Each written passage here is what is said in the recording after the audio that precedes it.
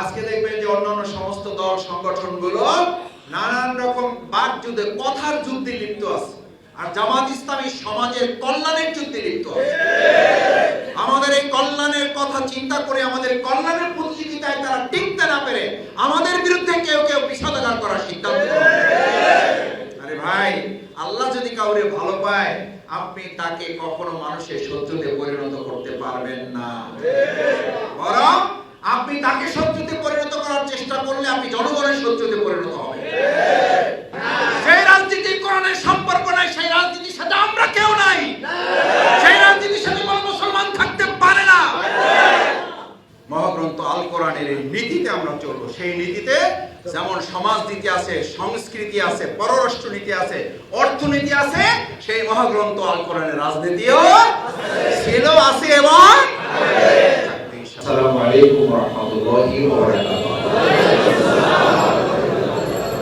মহান আল্লাহ শুকরিয়া আদায় করছি আলহামদুলিল্লাহ যে আল্লাহ সুবহানাহু ওয়া তাআলা আমাদেরকে ঋতু বৈচিত্র্যের এই বাংলাদেশ, শীত, গ্রীষ্ম, বসন্ত, হেমন্ত এরকম একটি সুন্দর এবং বরকতময় দেশে আমাদেরকে জন্মগ্রহণ করার তৌফিক দিয়েছেন। আমরা সকলে বলি আলহামদুলিল্লাহ। আপনাদের প্রতি কৃতজ্ঞতা জানাচ্ছি। আপনারা কষ্ট করে বাংলাদেশ জামাত ইসলামী বিভিন্ন সময় আপনাদেরকে এভাবে আমন্ত্রণ জানালে আপনারা কষ্ট করে আমাদের আমন্ত্রণে সাড়া দিয়ে এখানে উপস্থিত হন। এই জন্য আল্লাহ তাআলার কাছে দোয়া করি, আল্লাহ তাআলা দুনিয়াতে আপনাদেরকে কল্যাণকর হিসেবে এটাকে কবুল করুন এবং পরকালে নাজাতের জন্য যেন সময়টুকুকে আল্লাহ তাআলা কবুল ও মঞ্জুর করেন। সকলে বলেন আমিন। আপনারা ধৈর্য ধরে আজকে এখানে অপেক্ষা করেছেন। আল্লাহ তাআলা দয়া করে আল্লাহর কাছে বিশেষভাবে আবেদন করি, আল্লাহ মেহেরবানি করে কাল কিয়ামতের দিন হাসরের ময়দানে আপনি আমাদেরকে অপেক্ষা করা ছাড়াই এই অপেক্ষাটাকে কবুল করে বিনা হিসাবে আপনি আমাদেরকে জান্নাতের জন্য কবুল করেন। আমিন।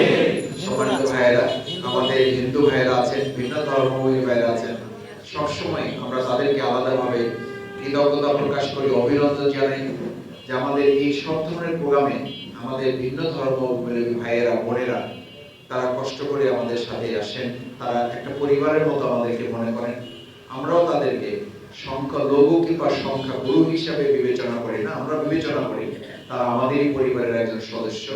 এই বাংলাদেশের বিরাট এক পরিবারের সম্মানিত নাগরিক হিসাবে আমরা সবাই কাঁধে কাঁধ মিলিয়ে কাজ করে যাওয়া, এবং আল্লাহ তাআলা মানব জাতির জন্য ইসলাম প্রেরণ করেছেন, কোরআন প্রেরণ করেছেন, এবং সেজন্য আল্লাহ তাআলা বলেছেন হুদাল লিন-নাস। আমাদের এই মহাগ্রন্থ আল কোরআন শুধুমাত্র মুসলিমদের জন্য না, শুধু জামাতের জন্য না, শুধু শিবিরের জন্য না, কোন একটা দলের জন্য না, কোন একটা মত বা গোষ্ঠীর জন্য না, গোটা মানবতার জন্যই এই কোরআনকে দেওয়া হয়েছে। সেজন্য আল্লাহ তাআলার দেওয়া অক্সিজেন যদি আপনারা গ্রহণ করেন, আল্লাহ তাআলার দেওয়া সূর্যের আলো যদি আপনারা গ্রহণ করেন, আল্লাহ তাআলার দেওয়া রাতের নিয়ামত যদি আপনারা গ্রহণ করেন, তাহলে বাংলাদেশ জামাত ইসলামী আল্লাহর দেওয়া নিয়ামত যখন বন্টন করবে তখন আপনারা পাবেন না? পাবেন না?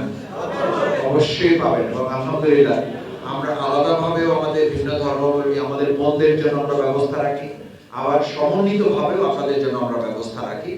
এবং সেই ক্ষেত্রে আপনারা যে আমাদের কাছে এসে এই সহযোগিতাটা করেন, আমি ভিন্ন ধর্মাবলম্বী ভাই বোনদের কাছে আমাদের আন্তরিক কৃতজ্ঞতা এবং অভিনন্দন, ধন্যবাদ জানাচ্ছি। সম্মানিত ভাই এবং বন্ধুগণ, বাংলাদেশ জামাত ইসলামী বাংলাদেশে শুধু রাজনৈতিক একটি দলের নাম না, বরং বাংলাদেশ জামাত ইসলামী একটা কল্যাণমূলক রাষ্ট্র প্রতিষ্ঠার কথা তারা আপনাদেরকে বলে। কল্যাণ রাষ্ট্র বলতে আসলে আমরা কি বুঝি? কল্যাণ রাষ্ট্রের চারটি মৌলিক দিক আছে। প্রথম হচ্ছে প্রত্যেক নাগরিক তার অধিকার সে বুঝে পাবে, এটা আল্লাহ তাআলা প্রদত্ত বিধান। প্রত্যেক নাগরিকের অধিকার নিশ্চিত হবে। এখন নাগরিকের অধিকার কি? তার সম্মানের অধিকার, তার মর্যাদার অধিকার। তার উপরে জোর করে কোনো কেউ কিছু চাপিয়ে দেবে না, তাকে কেউ অপমানিত করবে না, তাকে কেউ লাঞ্ছিত করবে না, তার উপরে কেউ আধিপত্য বিস্তার করবে না, তাকে কেউ অসম্মানিত করবে না। দ্বিতীয় হচ্ছে তার ভরণ পোষণের ব্যবস্থাপনা, রাষ্ট্রের পক্ষ থেকে সেই ব্যবস্থা নিশ্চয়তা তার প্রতি থাকবে। দেখেন আল্লাহ সুবহানাহু ওয়া তাআলা মহাগ্রন্থ আল কোরআনে দুটো চমৎকার বিধান দিয়েছেন। ফালিয়াবুদু রাব্বা হাযাল বাইত। তোমরা যদি সেই ঘরের মালিকের, কোন ঘর এটাকে বোঝানো হয়েছে? পবিত্র কাবা ঘর। কাবা ঘরের মালিক এর যদি তোমরা গোলামি করো, ফালিয়াবুদু, অথবা অবশ্যই তোমরা তার গোলামি করবে। কেন করবে? রাব্বা হাযাল বাইত, এই ঘরের যিনি মালিক, মানে কাবার যিনি মালিক। যদি তোমরা তার গোলামি করো তাহলে আমি আল্লাহ তাআলা তোমাদেরকে দুটো জিনিসের নিশ্চয়তা দিচ্ছি। কয়টা ভাই? দুটো জিনিসের নিশ্চয়তা দিচ্ছি। ওয়া আমানাহুম মিন খাউফ, একটা হচ্ছে আমি তোমাদেরকে নিশ্চয়তা দিচ্ছি নিরাপত্তা। সুবহানাল্লাহ। আজকে গোটা দুনিয়া অনিরাপদ জীবন যাপন করছে, সেখানে আল্লাহ তাআলা আমাদেরকে নিশ্চয়তা দিচ্ছেন যে তোমরা আমার গোলামি করো, আমার দাসত্ব করো, আমার কথা তোমরা মেনে চলো, তাহলে গোটা পৃথিবী তোমাদেরকে চোখ রাখাবে না, বরং গোটা পৃথিবী তোমাদেরকে নিরাপত্তা দিতে ব্যর্থ হবে ইনশাআল্লাহ। সেজন্য যে বাংলাদেশে আমরা বাস করি, আমাদের ডানে বামে সামনে পিছনে বিভিন্ন দেশ আছে, প্রতিবেশী রাষ্ট্র আছে। এই প্রতিবেশী রাষ্ট্র যখন আমরা আল্লাহর গোলামি করব, আল্লাহ দাসত্ব করব, লা তাখশা ইল্লাল্লাহ, এক আল্লাহ ছাড়া আমরা কাউকে ভয় করব না, তখন কোন রাষ্ট্রই আর আমাদেরকে ভয় দেখাতে পারবে না, কারণ আমরা শুধু ভয় করি কাকে? আল্লাহকে। জামাত ইসলামী কল্যাণমূলক রাষ্ট্রের ধারণাটা হচ্ছে এই, ফালিয়াবুদু রাব্বা হাযাল বাইত, আমাদেরকে এক আল্লাহর গোলামি করার মধ্য দিয়ে পৃথিবীর সমস্ত গোলামি থেকে আল্লাহ আমাদেরকে মুক্ত করেছেন। সুবহানাল্লাহ। যে আল্লাহর গোলামি করে সে টাকার গোলামি করার দরকার নেই, যে আল্লাহর গোলামি করে সে কোন রাষ্ট্রের শাসকের গোলামি করবে না, বরং ওখানে কোনো শাসকই থাকবে না, ওখানে থাকবে সেবক, আর সমস্ত জনগণ হবে ওখানকার ওই রাষ্ট্রের মালিক ইনশাআল্লাহ। আমরা বাংলাদেশে ভবিষ্যতে আর কোনো শাসক চাই না, আমরা বাংলাদেশে ভবিষ্যতে তৈরি হবে কি? সেবক। বাংলাদেশ জামাত ইসলামী এরকম একটা কল্যাণমূলক রাষ্ট্র, যে রাষ্ট্রের শাসক হবে না, সেবক হবে, জনগণ হবে সেখানকার মালিক, এরকম একটা রাষ্ট্র চান কে দেখি? চান সবাই ইনশাআল্লাহ। তাহলে এই যে আজকে আপনাদের শীত বস্ত্র বিতরণের জন্য এখানে কষ্ট করে আসতে হয়েছে, আমি আপনাদের নিশ্চয়তা দিচ্ছি ভবিষ্যতে এমন একটা রাষ্ট্র হবে যে রাষ্ট্রে হযরত ওমর ফারুক রাদিয়াল্লাহু তাআলার মতো এই কম্বলের বস্তা মাথায় করে, ঘাড়ে করে, পিঠে করে নিয়ে আপনার বাড়ি বাড়ি পৌঁছে দেওয়ার দায়িত্ব পালন করবে। আপনার এরকম একটা শীত বস্ত্রের জন্য এই আনুষ্ঠানিকতার আমাদের প্রয়োজন হবে। এখন বলবেন যে তাহলে জামাত ইসলামী করে কেন? জামাত ইসলামী দুটো কারণে করে। এই কথাগুলো ব্যক্তিগতভাবে আপনার বাড়িতে পৌঁছে দিয়ে আসলে এই কথাগুলো বলার সুযোগ হতো না। এই কথাগুলো বলা আমরা প্রয়োজন মনে করছি এই কারণে, যতক্ষণ এরকম রাষ্ট্র তৈরি না হচ্ছে ততক্ষণ এই রাষ্ট্র তৈরি করার জন্য এই প্রোগ্রাম এখন যারা রাষ্ট্র পরিচালনায় যাবেন বা যাওয়ার চিন্তা করছেন তাদের উপরে এটা একটা প্রভাব সৃষ্টি করবে ইনশাআল্লাহ। করছে না? করছে না? আজকে দেখবেন যে অন্যান্য সমস্ত দল সংগঠনগুলো নানান রকম বাকযুদ্ধে, কথার যুদ্ধে লিপ্ত আছে, আর জামাত ইসলামী সমাজের কল্যাণের যুদ্ধে লিপ্ত আছে। আমাদের এই কল্যাণের কথা চিন্তা করে, আমাদের কল্যাণের প্রতিযোগিতায় তারা টিকতে না পেরে আমাদের বিরুদ্ধে কেউ কেউ বিষোদ্গার করার সিদ্ধান্ত নেয়। আরে ভাই, আল্লাহ যদি কাউরে ভালো পায় আপনি তাকে কখনো মানুষের শত্রুতে পরিণত করতে পারবেন না, বরং আপনি তাকে শত্রুতে পরিণত করার চেষ্টা করলে আপনি জনগণের শত্রুতে পরিণত হবেন। ইতিপূর্বে হয়েছে না হয় নাই? কার ফয়সালা? আল্লাহ। 2024 সালে 5 আগস্ট এই ঘটনা ঘটবে কে কে জানতেন? সবাই জানতেন না? একজনও জানতেন না? কে করেছেন? আল্লাহ। সেই আল্লাহ তখন ছিলেন, এখন নাই, আছে, ভবিষ্যতে থাকবেন না তিনি, আছে। তাহলে আমরা আজকে এই শীত বস্ত্র বিতরণের দ্বিতীয় উদ্দেশ্য হচ্ছে এর মধ্য দিয়ে আমরা আপনাদের যেমন ভালোবাসা চাই, মূলত আমরা চাই কার সন্তুষ্টি?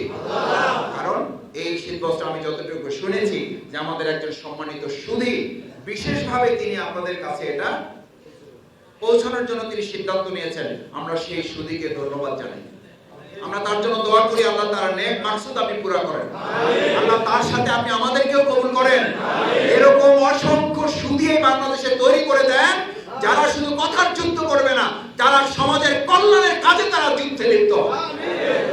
এরকম লোক, এরকম সুধী শুভাকাঙ্ক্ষীরা এই ঢাকা, এই বাংলাদেশে ছিল বলে আল্লাহ তাআলা জামাত ইসলামের বিরুদ্ধে পাহাড় সমান ষড়যন্ত্র হয়েছে, আল্লাহ তাআলা জনগণের আসমান সমান ভালোবাসা দিয়ে আমাদেরকে ভালোবাসায় স্নিগ্ধ করেছেন, মুক্ত করেছেন, আমাদেরকে সিক্ত করেছেন, আমাদেরকে পরাজিত করতে পারে নাই, পারছে না, ভবিষ্যতেও পারবে না ইনশাআল্লাহ। আমরা আজকে আপনাদেরকে কষ্ট দিয়েছি আর একটা কারণে, সেই কারণটা হচ্ছে আজকের এই প্রোগ্রাম দেখে যদি কোনো বিত্তবান, কোনো ব্যবসায়ী, কোনো শিল্পপতি, কোনো সমাজ পরিচালক যদি মনে করে যে আলহামদুলিল্লাহ বাংলাদেশ জামাত ইসলামী যদি পারে তাহলে আমি পারবো না কেন, আমরা পারবো না কেন, এই সিদ্ধান্ত নিতে পারে না ভাই? পারে। কোরআনে এই কথাই বলা হয়েছে, ওয়ালাস ইন্নাল ইনসানা লাফি খুসর, সমস্ত মানুষ ক্ষতির মধ্যে নিমজ্জিত। তার শ্রেণী ছাড়া, কয় শ্রেণী? ইল্লাল্লাযিনা আমানু, যারা ঈমান আনবে, আল্লাহর প্রতি শুধু বিশ্বাস রাখবে, যে আলহামদুলিল্লাহ আল্লাহ যদি চান তাহলে আমাকে কেউ ক্ষতি করতে পারবে না, এটা আল্লাহর প্রতি কি? আল্লাহ যদি চান তাহলে সবাই মিলে আমাকে ধ্বংস করতে চাইলেও আল্লাহ ধ্বংস না করলে আমি ধ্বংস হব না, এটা বিশ্বাস। ইল্লাল্লাযিনা আমানু, আমরা এই বিশ্বাসের উপরে ভিত্তি করে আজকে এখানে কয়েক শত লোক এখানে আসছেন। আর এক সময় আমরা এই বিগত 15 বছরেও আমরা এই কম্বল বিতরণে, শীত বস্ত্র উপহার প্রদান আমরা একদিনের জন্য বন্ধ করি না। আমরা পাঁচজন ডেকে, এমনও হয়েছে শীত বস্ত্র বিতরণ শেষ হয় নাই, শীত বস্ত্র সহ আমাদের ভাইদেরকে গ্রেফতার করে জেলখানে নিয়ে গেছে। আমরা সেই সময়ও আপনাদের পাশে থেকেছি এই নিয়তে, এই উদ্দেশ্যে, এই সিদ্ধান্তে যে আমরা এইভাবে চলতে থাকলে আল্লাহ এক সময় আমাদের জমিনকে উন্মুক্ত করে দেবেন। আলহামদুলিল্লাহ, আল্লাহ জমিন উন্মুক্ত করে দিয়েছেন, আলহামদুলিল্লাহ। সম্মানিত ভাইরা, আপনারা অনেকক্ষণ থেকে কষ্ট করেছেন, দোয়া করবেন ইনশাআল্লাহ। প্লিজ আমাদের জন্য দোয়া করবেন, যারা সবাই ইনশাআল্লাহ দোয়া করবেন।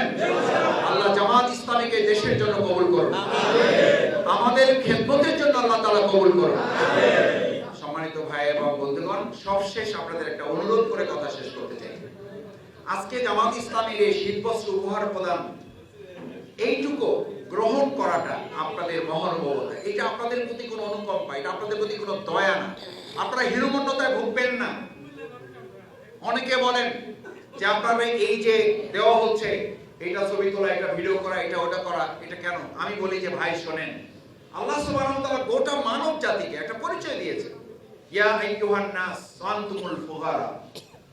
গোটা মানব জাতি আল্লাহর কাছে তার পরিচয় কি? ধনী না গরিব? শুধু গরিব। মাসুদকে বলা হয়েছে তুই গরিব, তোর বাপ গরিব, তোর বাবার দাদা গরিব, তোর 14 গোষ্ঠী গরিব। এটা কার বলেছে?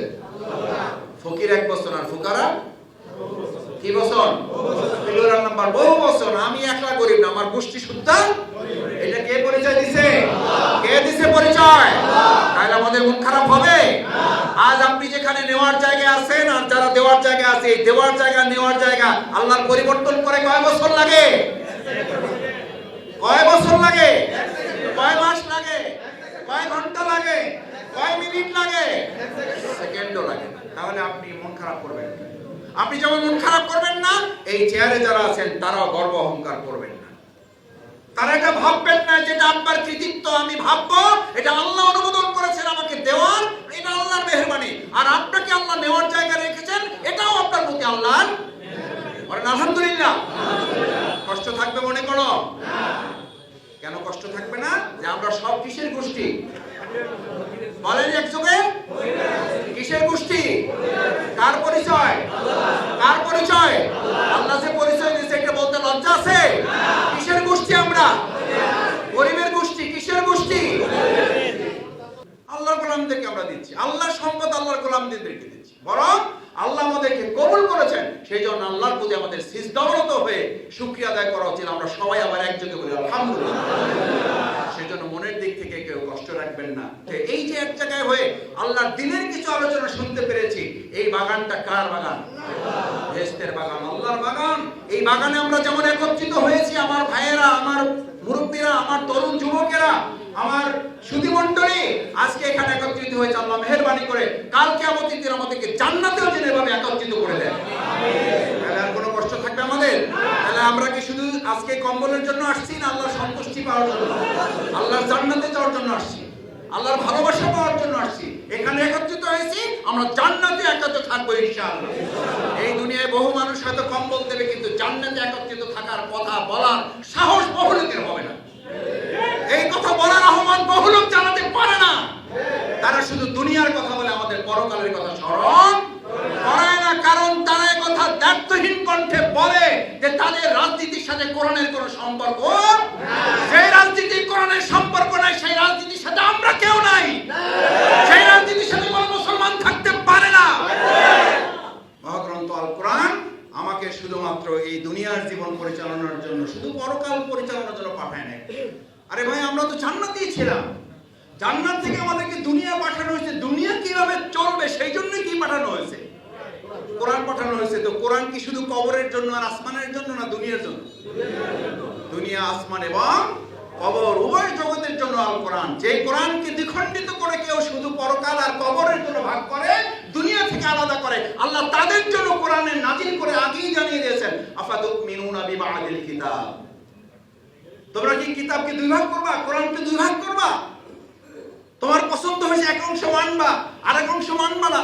বলে দেবা রাজনীতিতে কোরআন নাই, কোরআনের রাজনীতি নাই, রাজনীতিতে শুধু ধর্ম আছে, মসজিদ চলবে। আরে ভাই, রাজনীতিতে যদি কোরআন না থাকে, কোরআন যদি রাজনীতি থাকে, তাহলে রাসূল করিম সাল্লাল্লাহু আলাইহি সাল্লাম মসজিদে নববী চালিয়েছেন শুধু, নাকি মসজিদের ইমাম ছিলেন শুধু, নাকি মসজিদের রাষ্ট্রের প্রেসিডেন্টও ছিলেন? তাহলে বোঝা যায় কোরআনের রাজনীতি আছে না নাই? রাসূল সাল্লাল্লাহু আলাইহি সাল্লামের সাথে নামাজ নিয়ে যুদ্ধ হয়েছে না রাজনীতি নিয়ে যুদ্ধ হয়েছে? মসজিদ নিয়ে যুদ্ধ হয়েছে না রাষ্ট্র নিয়ে যুদ্ধ হয়েছে? ওই সময়ে যুদ্ধটা আবু জেহেলের সাথে হয়েছে, রাসূল সাল্লাল্লাহু আলাইহি সাল্লাম ছিলেন। এই জমানায় আবু জেহেল উত্তরসূরি আছে, রাসূলের উত্তরসূরি থাকবে না? থাকবে না? ইনশাআল্লাহ পারবেন ইনশাআল্লাহ। আল্লাহ সুবহানাহু ওয়া তাআলা আপনাদের সবাইকে মহাগ্রন্থ আল কোরআনের এই নীতিতে আমরা চলবো। সেই নীতিতে যেমন সমাজনীতি আছে, সংস্কৃতি আছে, পররাষ্ট্র নীতি আছে, অর্থনীতি আছে, সেই মহাগ্রন্থ আল কোরআনের রাজনীতিও ছিল, আছে এবং আল্লাহ তাআলা আপনাদের সেভাবে যখন কবুল করবেন, তখন আমাদের এই আয়োজন সফল এবং সার্থক হবে, সেই প্রত্যাশা ব্যক্ত করে আবারও সবাইকে ধন্যবাদ জানাচ্ছি, ক্ষমা চেয়ে নিচ্ছি। আপনাদের একটু সময় আমরা নিয়েছি। আল্লাহ তাআলা দয়া করে এই সময়কে আমাদের দুনিয়ার জন্য বরকতপূর্ণ করুন। আসসালামু আলাইকুম ওয়া রাহমাতুল্লাহি ওয়া বারাকাতুহু। দূর যোগে দূর ভোগে মানুষের পাশে,